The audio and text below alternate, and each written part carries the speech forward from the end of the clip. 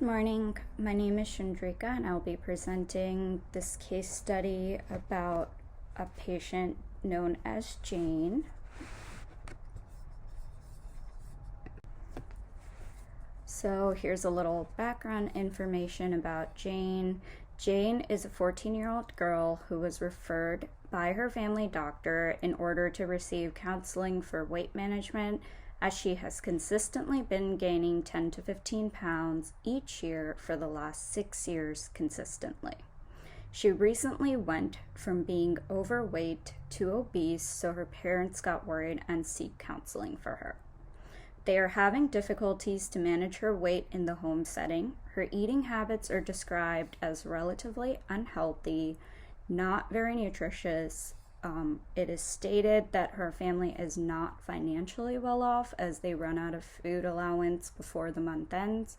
And in order to save money, the family has been going out to fast food restaurants because it's affordable and it's also convenient. Jane also eats school lunches for the same reason. However, once again, usually in the school lunches, the nutritional value is likely depleted. So a few extra facts is that Jane's parents also struggle with their weight. Some research has proven that genetics does play a role in being overweight or obese. Genes can straightforwardly instigate overweightness, but at the moment there is no direct concern about it. But her mother suffers from obesity as well as hyperlipidemia, and her father suffers from obesity as well as type 2 diabetes.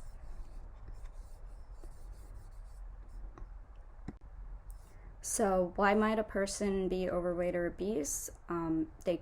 It's a combination of genes and environment. They could be in a high crime or disordered environment. They could have inadequate access to healthy food, and they might also be facing some financial hardship.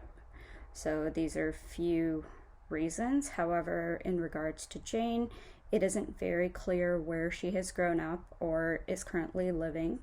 However, it is safe to assume that her family is struggling financially, given the fact that they have stated they're running out of food before the end of each month, and it could play a role in their unhealthy eating habits because they've been going to fast food frequently, and it's also the affordability and time factor. So everything together could be playing a role in their current situation.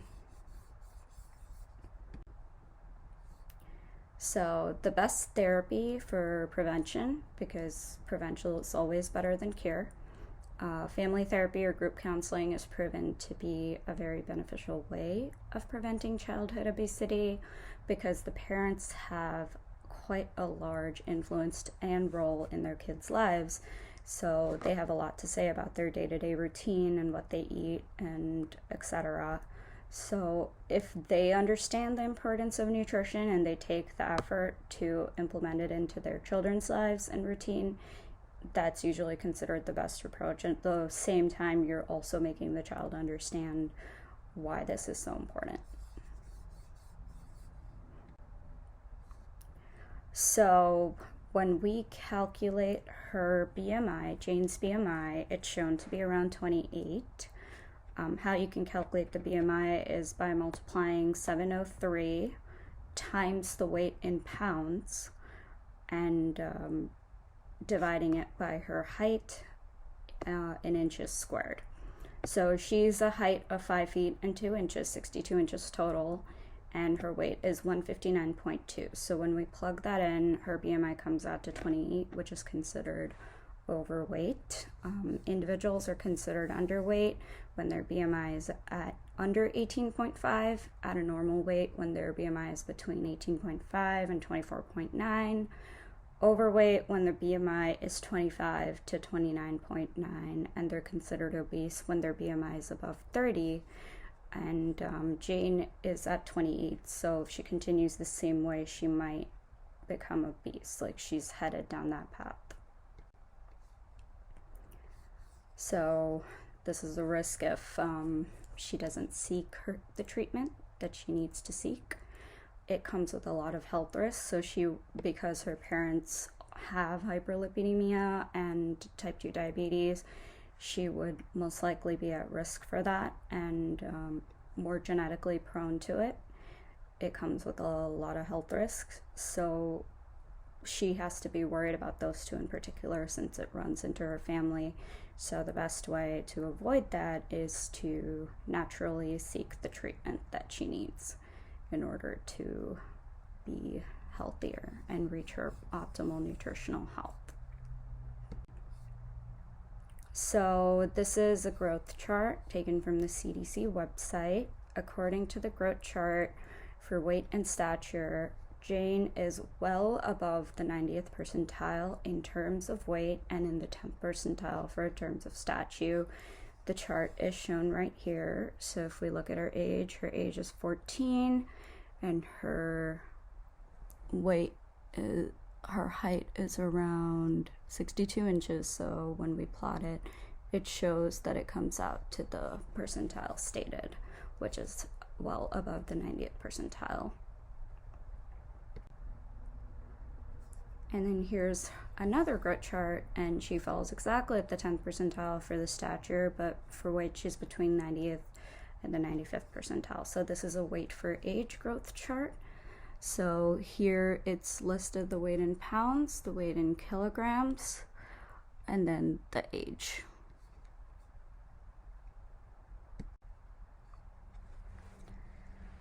So in order to help Jane reach her optimal nutritional health, first we need to know what macronutrients to actually include.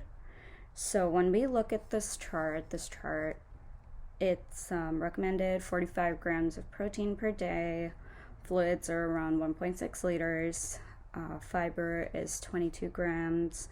Vitamin A, 700 micrograms per day, or of retinol equivalents, 1.1 of thiamine and riboflavin.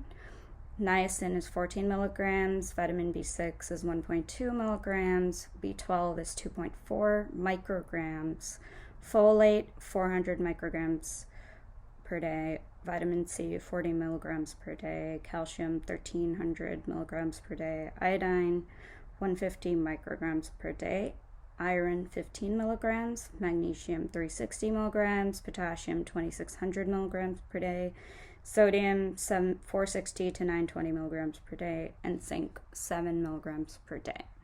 So this is what's recommended for a daily nutrition, and given her situation, we would want to develop a meal plan that would follow that. So this is her 3-day food diary. If we could look at it a little more in detail, we see a lot of fatty foods that are not ideal for her at all. So a Jimmy Dean sausage and egg biscuit, egg and cheese biscuit, and then she's having a lot of Coke. She's having potato chips, cookies, just a lot of fatty and sugary foods, and not as much protein or macronutrients incorporated into it. So not very ideal for her. So if we look at her Cronometer macro and micronutrient analysis for her 3-day food diary, we can see that her calories are exceeding every single day according to Cronometer, and her protein is under for 2 of the days. 1 of the days it's a little bit over because she had 2 chicken breasts, so that was good, but she needs to incorporate more of that and less of carbs because her net carbs are exceeding her capacity every day, and her fat is also way over what it should be. It's at 293% for day 1, 471% for day 2, and then for day 3 it's at 294%. So we want to try to reduce her carbs and fat and increase her protein intake, and also try to stick to the 2,476 kilocalories per day.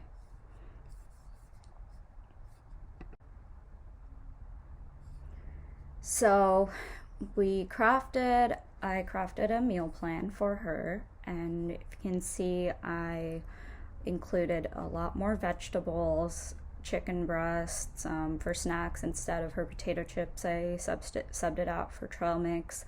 I included a overnight oats recipe for her, so she can do that the night before and have it ready to go in the morning. And it's nutritious because it has rolled oats, it has chia seeds, Greek yogurt, almond milk, like all foods that are nutritionally very good for her.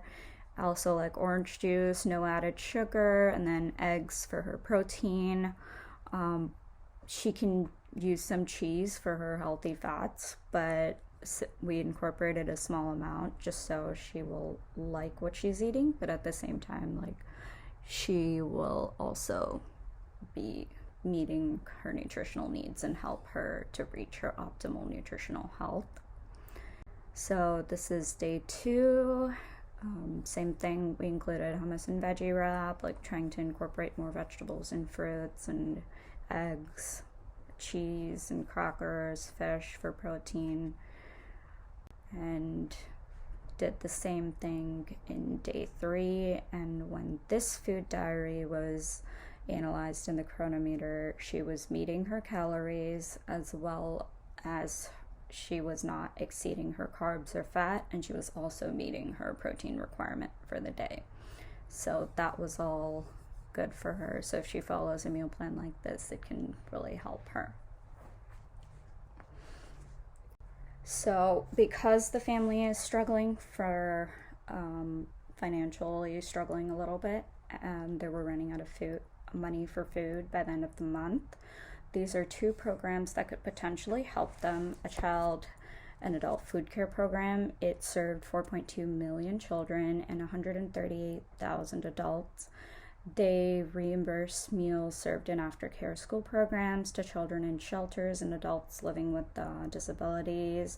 They contribute to daycare homes, childcare centers, and adult daycares as well. And the FNP program is associated with the Women, Infant, and Children program and provides coupons to individuals who qualify for the WIC program, and they will be able to buy fresh fruits and vegetables from local farmers. So there are a lot of benefits to aid programs. There's no real harm from it, but there can be a lot of benefit because of the financial aspect, but you have to make sure that you meet the eligibility criteria before applying, so the nutritional professional can do research into that before referring a family to a certain program. And these are my references for this case study, which I used to do a little bit of research. Thank you for listening.